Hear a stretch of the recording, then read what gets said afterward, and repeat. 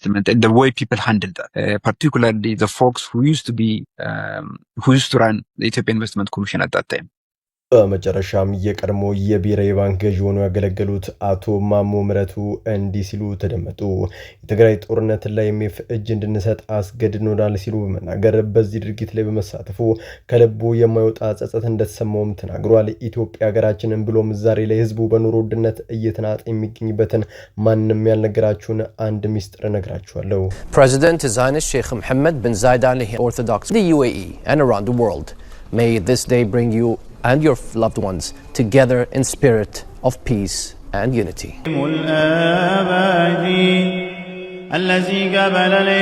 በመጨረሻም በተባበሩት አረብ ኤሚሬትስ ታላቅ የምስራች ተሰማ። ነገስታቱም ሳይቀር ወደ ኦርቶዶክስ እየተመሙ ይገኛል። ይህን ተከትሎም የተባበሩት አረብ ኤሚሬትስ መሪ ሼክ መሐመድ ቢን ዛይድ በሀገራቸው ብሎም በመላው ዓለም ላይ ለሚገኙ ኦርቶዶክሲያን ያስተላለፉትን መልእክት በዝርዝር እንቃኘዋለን። ይህንን ውበት ከአዳሮ ምድር እስቲ ስለዚች ልጅ ውበት አስተያየታችሁን ኮሜንት ላይ አስቀምጡ። የዚች ልጅ ፎቶ በአሁኑ ሰዓት ሶሻል ሚዲያ ላይ ከተለቀቀ በኋላ በርካቶች በዚች ልጅ ውበት ተገርመዋል፣ ተደንቀዋል። በመጨረሻም በከምባታ ደሮ በታዳጊው ኤልሳቤጥ ደስታ አስደናቂ ውበት ኢትዮጵያን ተሻግሮ ጉዳዩ በእንግሊዝ ሚዲያዎችም ሳይቀር የሚዲያ ሽፋን ተሰጥቷል። ታዲያን ተከትሎ የእንግሊዙ ሴንትራል ሴንት ማርቲንስ የዓለማችን ቁጥር አንዱ የሞዴሊንግ ትምህርት ቤት ትኩረትን ስባለች። ታዲያ በዚህና በሌሎች ምክንያቶች በርካቶች ኤልሳ ተጠልፋለች ማለታቸው ለምንድነው? ዝርዝሩን በጋራ እንመለከተዋለን። ሰላም በመላው ዓለም ላይ የምትገኙ ውድ ቤተሰቦቼ እንዴት ናችሁልኝ? እኔ ደህና ነኝ። ቸሩ መድኃኔዓለም የተመሰገነውን በዘሮቆታችን እጅግ በጣም ቁም ነገር አዘል ቪዲዮዎች ይዤላችሁ መጥቻለሁ። ከእናንተ የሚጠበቀው እንደተለመደው ቪዲዮውን ላይክ እና ሼር ማድረጋችሁን አትርሱ። ዳዩ ወደለት ቪዲዮ። I think the most important thing that was done was effort to attract quality investment and the way people handled that. የዛሬው ቪዲዮአችን የሚያጠነጥነው ሰሞኑን የብዙዎችን ቀልብ ሳቦና የሀገራችንን የኢኮኖሚ ቁስል መልሶ በነካው የቀድሞ የኢትዮጵያ ብሔራዊ ባንክ ገዢ አቶ ማሞ ምህረቱ ወቅታዊ ጉዳይ ላይ ነው። እንዳስታውሳችሁት በ2015 ዓ.ም ጀምሮ የብሔራዊ ባንክ ገዢ የነበሩት አቶ ማሞ በቅርቡ ከስልጣን መሰናበታቸው ይታወሳል። ታዲያ ሰሞኑን በማህበራዊ ሚዲያ ላይ የሰሜኑ ጦርነት ለዓለም ገንዘብ ድርጅት IMF እጅ እንድንሰጥ አስገድዶናል፣ በዚህም ከልብ ቤጽታለው ማለታቸው በስፋት እየተነገረም ይገኛል። ይህ ንግግር ትክክለኛ ቃለ መጠይቅ የሚሆን የፖለቲካ ትርክት በውስጡ ያዘው እውነታ ግን ሁላችንንም እያደማ ያለ ሀቅ ነው። ዝርዝሩን በጋራ እንመለከተዋለን። በአፍሪካ ፖለቲካ ውስጥ እንዳለመታደል ሆኖ አንድ የተለመደ የቼዝ ጨዋታ አለ። ባለስልጣናት በስልጣን ወንበራቸው ላይ ሳሉ የህዝብን ሀብት ሲወድምና ሀገር ስትደማ ትክክለኛውን ውሳኔ ለመወሰን ድፍረት ያንሳቸዋል። እውነተኛ ጀግንነት የሚለካው ጊዜው ሳይረፍድ ስልጣን ላይ ሳሉ ለህዝብ ሲሉ መስዋዕትነት መክፈልና ሀገርን ከጥፋት በመታደግ ነው። ከስልጣን ኮረድ በኋላ ተጸጽቻለሁ ማለት ለፈረሰች ሀገርና ለተራበ ህዝብ የሚፈይደው አንዳችም ነገር የለም። ህዝብ የሚፈልገው ጀግና መሪ እንጂ ሁሉ ነገር ካለቀ በኋላ የሚያነባ ፖለቲከኛ አይደለም። ለምን ለIMF እጅ ሰጠን ለሚለው ጥያቄ መልሱ ያለው ከምናካሄዳቸው የማያባሩ ጦርነቶች ውስጥ ነው። ትላንት በትግራይ ዛሬ ደግሞ በኦሮሚያና በአማራ ክልሎች የሚካሄዱት ግጭቶች ሀገሪቱን እጅግ በጣም አስቸጋሪ የኢኮኖሚ አዘቅት ውስጥ ከቷታል። ሂደቱ ምንድነው? የጦር መሳሪያ ግዢ። እያንዳንዱ ጥይት፣ ድሮን፣ የጦር መሳሪያ የሚሸመተው በከፍተኛ የውጭ ምንዛሬ በዶላር ነው። የዶላር መመናመን። የከፍተኛ የዶላር ፍሰት ወደ ጦርነት ሲያመራ ሀገሪቱ ለነዳጅ፣ ለመድኃኒትና ለፋብሪካ ግብዓቶች የሚሆን ዶላርን ታጣለች። የIMF ጣልቃ ገብነት። ዶላር ሲያልቅ መንግስት ብድር ፍለጋ ወደ IMF ይሄዳል። IMF ደግሞ ብድር ለማበደር የራሱን አስገዳጅ ቅድመ ሁኔታዎችን ያስቀምጣል። ከነዚህም ዋናው የብርን የመግዛት አቅም ማዳከም ዲቫሉዌሽን ነው። ይህ ማለት በአጭር ቋንቋ ሀገሪቱ በኢኮኖሚ ሉዓላዊነቷ ላይ እጅ ሰጠች ማለት ነው። በእነዚህ የባለስልጣናት ውሳኔዎች ምክንያት ዛሬ ኢትዮጵያ ውስጥ መኖር ለብዙዎች የሞት ኃይል ከብዷል። የኢትዮጵያ ብር የመግዛት አቅሙ ክፉኛ ወድቋል። ዛሬ ብር ሞቶ ተቀብሯል ብል ማጋነን አይሆንብኝም። የኑሮ ውድነቱ ጣሪያ ነግቷል። ዜጎች በቀን 3 መመገብ ከቅንጦት ተቆጥሮባቸዋል። ህይወትን ለማቆየት ብቻ በሱቋ እየታገሉ ይገኛሉ። ነጋዴው፣ የመንግስት ሰራተኛውና ዝቅተኛ ገቢ ያለው የህብረተሰብ ክፍል የዚህ የተሳሳተ ኢኮኖሚና የፖለቲካ ውሳኔ ሰለባ ሆኗል። ታዲያ ከዚህ ማጥ እንዴት እንውጣ? መፍትሄ ያለው እኛው እጅ ላይ ነው። ጦርነትን ማስቆም፣ ያለማንም ቅድመ ሁኔታ በመላው ሀገሪቱ ያሉ ግጭቶች በውይይት ማቆምና የሀገሪቱ ሀብት ወደ ልማት ማዞር። ሁለተኛ ከIMF ጥገኝነት መላቀቅ። የኢኮኖሚ የኢኮኖሚ ፖሊሲዎቻችንን ከራሳችን ባለሙያዎች የህዝቡን የመግዛት አቅም ባገናዘበ መልኩ መቅረጽ፣ ምርታማነትን ማሳደግ፣ ከውጭ የምናስገባቸውን ሸቀጦች በመቀነስ የሀገር ውስጥ ግብርናና ኢንዱስትሪን በከፍተኛ ሁኔታ መደገፍ። ውድ ቤተሰቦቼ መሪዎች ሊሳሳቱ ሊጸጸቱ ከስልጣን ሊወርዱ ይችላሉ። የማይለወጠውና ቋሚው ግን የኢትዮጵያ ህዝብና ሀገራችን ናቸው። ጦርነት አዙሪት ሰብረን ዘረኝነትን ትተን የኢኮኖሚ ነጻነታችን የምናጅወጅበት ጊዜ አሁን ነው። የትንታኔ መረጃ ሰጪ ሆኖ ካገኛችሁት ቪዲዮን ላይክ እና ሼር ማድረግ ሌሎችም አዳርሱት።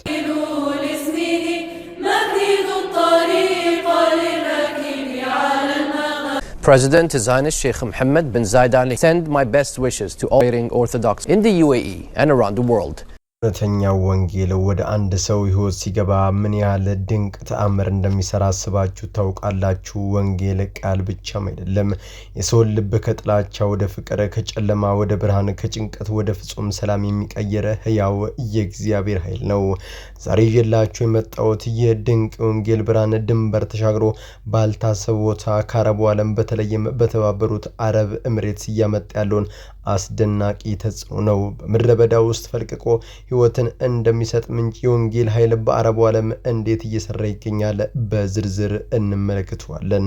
ታዲያ የክርስትና እምነት እንዴት በዚች ሀገር እጅግ እንደመቀ ሚስጥሩ ያለው በያው ወንጌል ውስጥ ነው። ከኢትዮጵያ፣ ከህንድ፣ ከፊሊፒንስና ከተለያዩ ዓለም ክፍሎች ወደ አረብ ኤሚሬትስ ለስራ የሄዱ በሚሊዮኖች የሚቆጠሩ ክርስቲያኖች ወንጌልን በልባቸው ይዘውት ሄደዋል።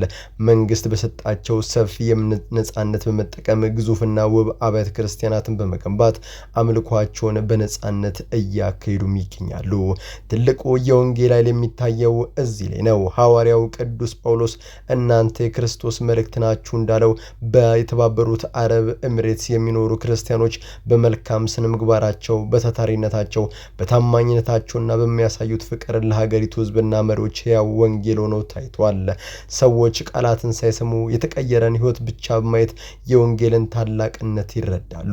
የአረብ ኤሚሬትስ መሪዎች ለክርስቲያን አባቶች ትልቅ ክብር የሚሰጡትና አብያተ ክርስቲያናት እንዲገነቡ መሬትን በነጻ የሚፈቅዱት ይህ የወንጌል ፍሬ በክርስቲያኖች ህይወት ላይ በግልጽ ስለታያቸው ነው። ወንጌል ሰዎችን ወደ ተሻለ ስብዕና እንደሚቀየር በተግባር መስክሯል።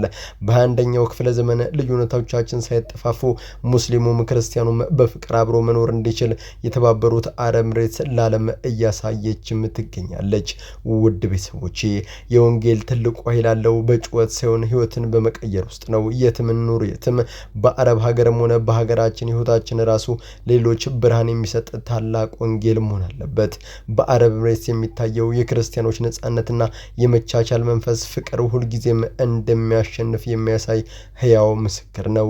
ውድ ቤተሰቦቼ ይህን ተከትሎም በርካታ ነገስታትም ሳይቀር ወደ ኦርቶዶክስ ተዋሕዶ ቤተክርስቲያን እየተመሙ ይገኛል። እጅግ በጣም ደስ የሚል ዜና ነው። ይህንን ውበት ከአዳሮ ምድር እስቲ ስለዚች ልጅ ውበት አስተያየታችሁን ኮሜንት ላይ አስቀምጡ።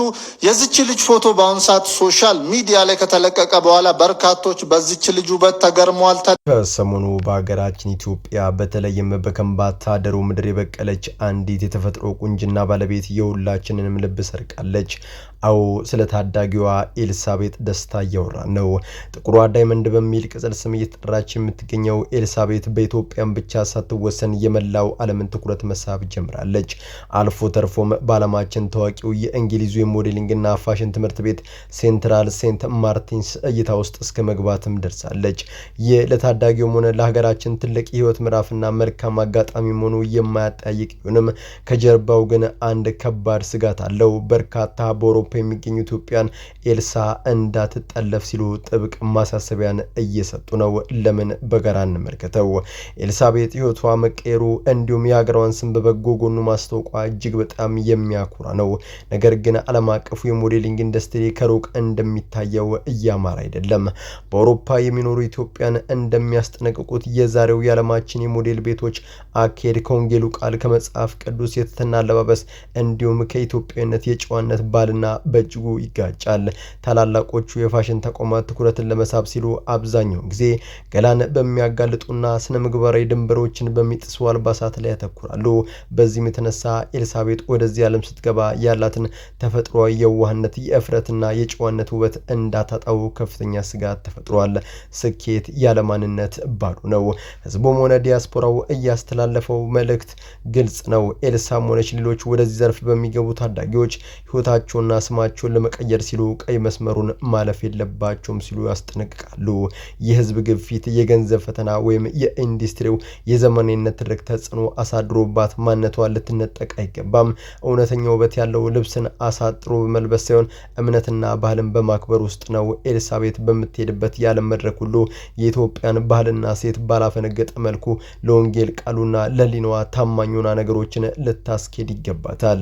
ውድ ቤተሰቦቼ ታዳጊው ኤልሳቤጥ ደስታ የሀገራችን የተፈጥሮ ውበት መገለጫ ናት። ስኬቷን እንመኛለን። ነገር ግን ከስኬቷ በላይ ክብሯን፣ እምነቷና ባሏን ጠብቃ እንድትጓዝ የሁላችንም ጥበቃና ጸሎትም ያስፈልጋታል። ጥቁሯ ዳይመንድ በዓለም መድረክ ላይ እውነተኛ ኢትዮጵያዊና እንደምታንጸባርቅም ታላቅ እምነት አለን። በመላው ዓለም ላይ የምትገኙ ውድ ቤተሰቦቼ ለዛሬ እናንተን ያስተምራሉ፣ ይጠቅማሉ፣ መረጃ ምናሉ ብዬ ያሰብኳቸው ቪዲዮዎች በዚህ መልኩ አቀረብኩላችሁ። በቀጣይ በሌሎች አስተማሪ ቪዲዮዎች እንገናኛለን። ለዚህ ቻናል አዲስ ከሆናችሁ ምን ይጠብቃችሁ? መለስ ያላችሁ ሰብስክራይብ፣ ላይክ፣ ሼር ማድረጋችሁን አትርሱ። ባላችሁበት ወጥቶ ክፉ ሳይነካችሁ በሰላም በቸር በጤና ቆዩልኝ። ይመቻችሁ።